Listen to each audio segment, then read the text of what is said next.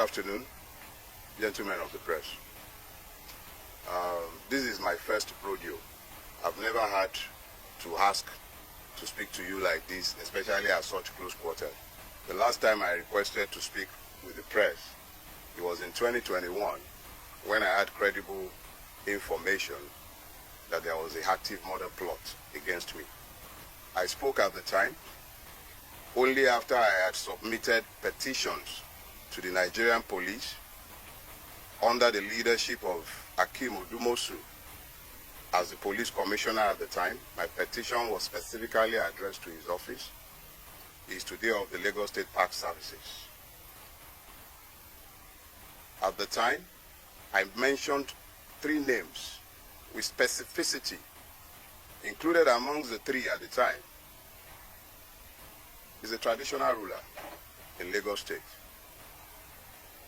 I did not go to social media to mention any names because my intention was not to scandalize, but to seek the due protection of the law.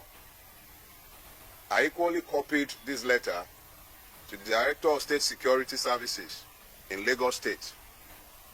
These petitions were duly received, but neither were acted upon.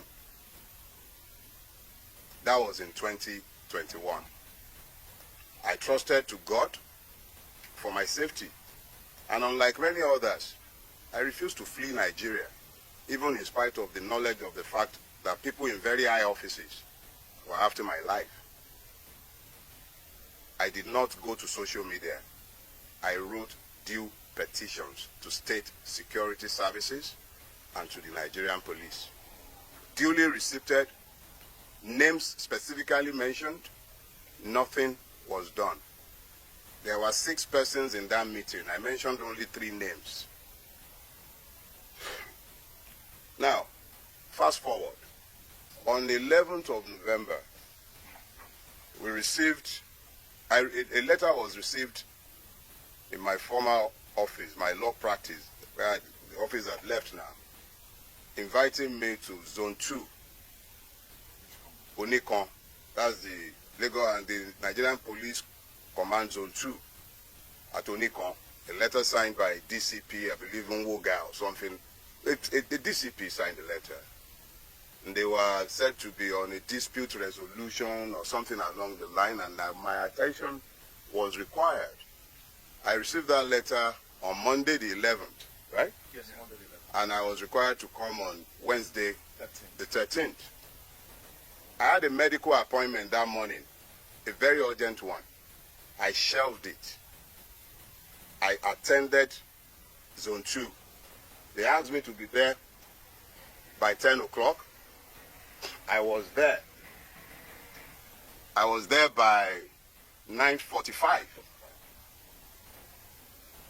On getting there, I was presented with a petition written by a lawyer purporting to act for no less a person than the very best friend of our president in the Nigerian branch, Mr. Tony Elumelu, alleging that I had defamed him and cyber-stalked him.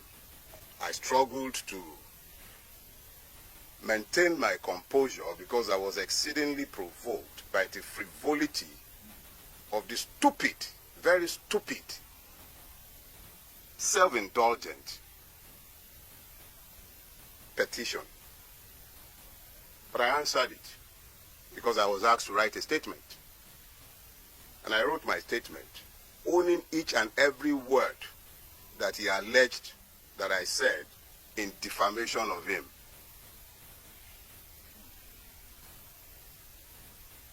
The IPO then took my statement and the file to see the DCP, who had signed my letter of invitation, and I was asked in.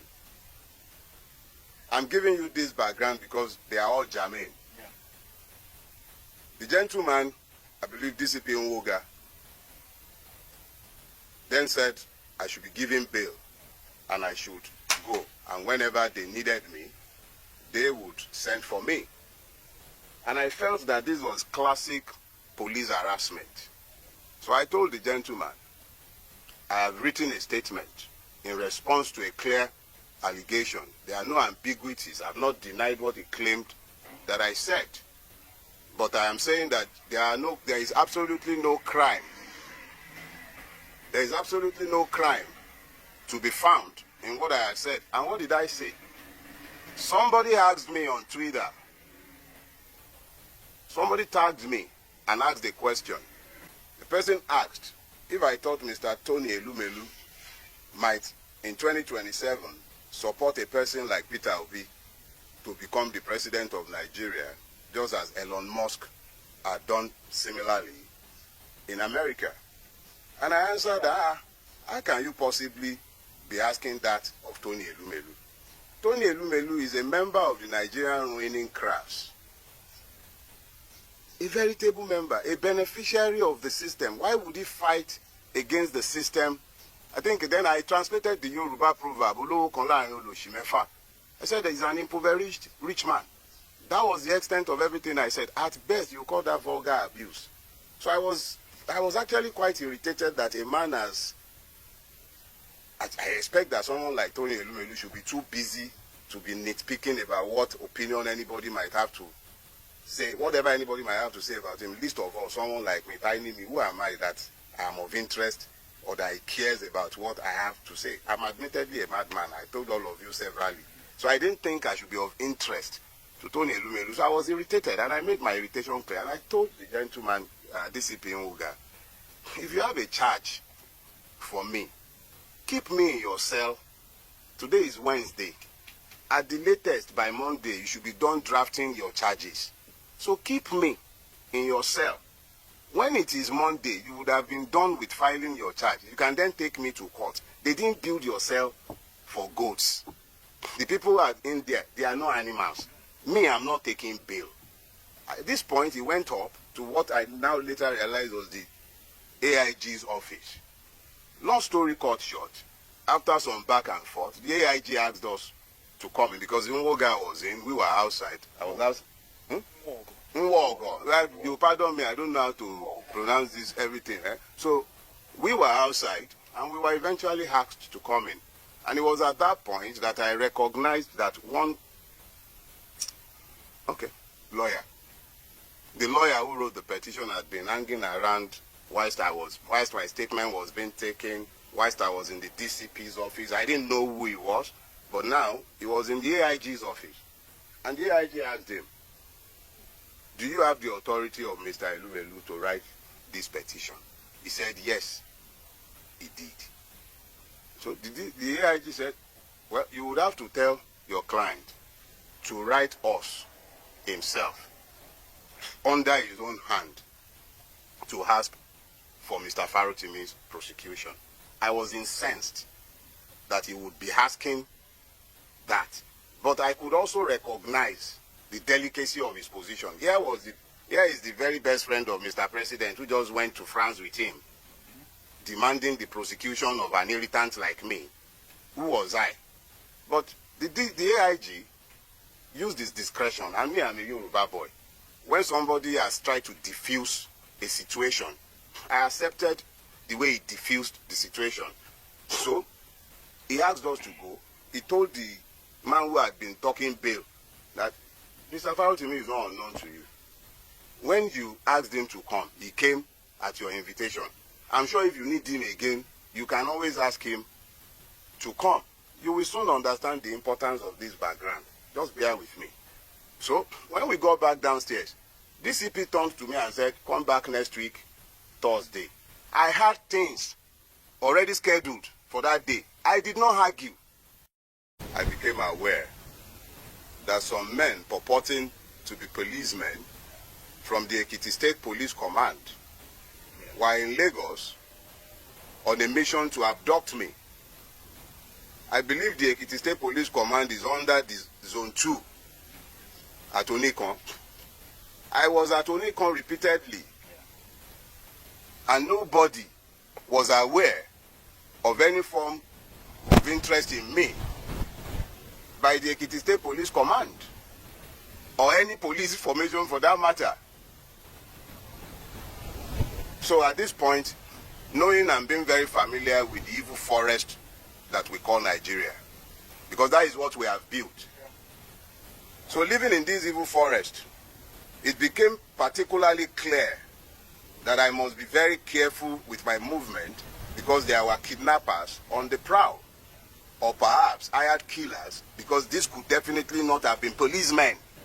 I wasn't missing, I wasn't lost, my whereabouts was not unknown. But these persons were intent on abducting me.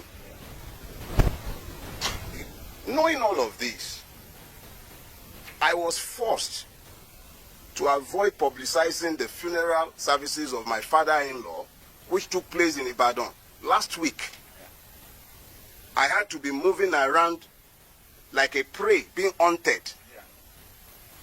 by persons who are meant to be paid by my taxes for my protection. Things got to a head on Friday afternoon when one of my domestic staff was about to be abducted in this same attempt at getting me. He was told that he had a parcel. But I had already raised the threat level in my household and everywhere around me.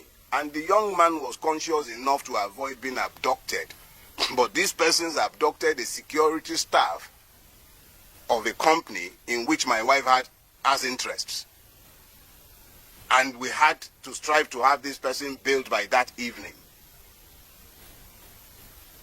Now, this was where it began to get interesting, because now I had to try and find out exactly what was going on. And I thank God for grace, because we must all become very clearly aware that there are times when you will be waiting to find angels with wings, but the angels that will be sent to you might not come with wings. But there have been men and women who stepped up to the plate in the last couple of days with information, and information is power. It came to my knowledge that there is a charge that had been fraudulently preferred against me before a court in Ekiti State at the instance of Chief Afe Babalola. This charge had been fraudulently preferred, hidden from view, and the court had purportedly demanded my presence multiple times, and I had failed to appear before this court. And this court had then proceeded to issue a bench warrant for my arrest. This is classic Afe Babalola. I detailed his corruptive influence in my book, Nigeria and its Criminal Justice System.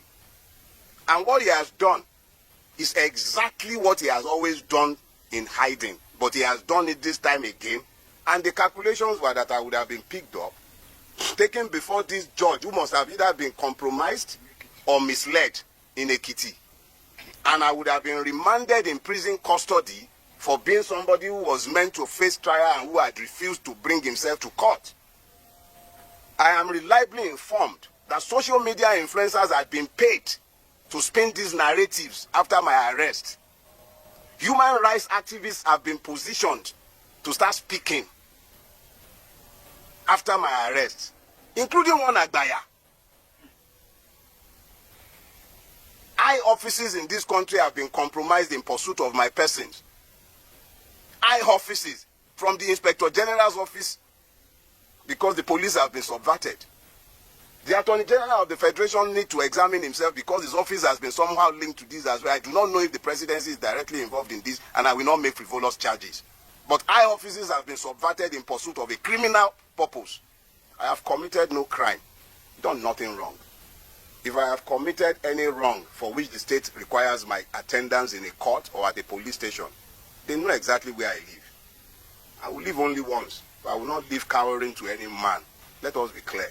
If and when I have a charge to answer before a court, you all know where I live.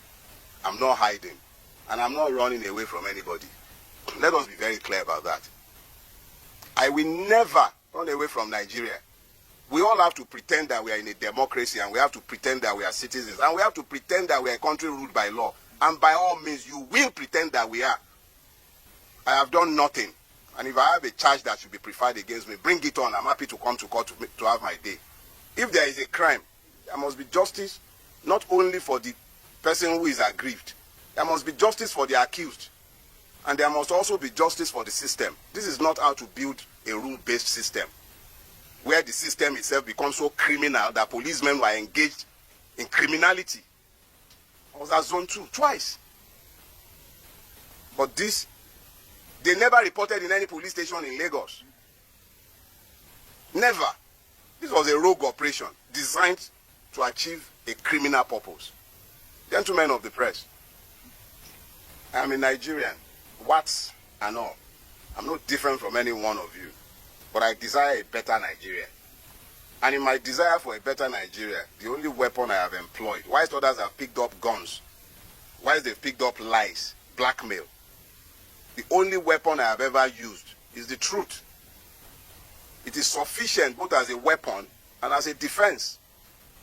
If you are not happy with anything I have said, whether it is the one that is busy complaining that I say that he's an impoverished rich man, or the one that is angry that I told the truth of his corruption of the society, or any one of them that are angry about what I have done, the only thing that binds all of us, and by which we are bound, is fidelity to the truth. If I have done anything wrong, drag me to court. Stop all this underhand surreptitious move. And let me be very clear. A petition is on its way to the National Judicial Commission. Let it find out exactly who this judge is. I will not dignify this fraud. I will not dignify it. I have already filed a fundamental human rights enforcement suit against all the parties. And I will submit all the necessary petitions both to the Police Service Commission and to the Judicial Service Commission. This is fraudulent and is fraud in the face of the entire nation. Thank you very much.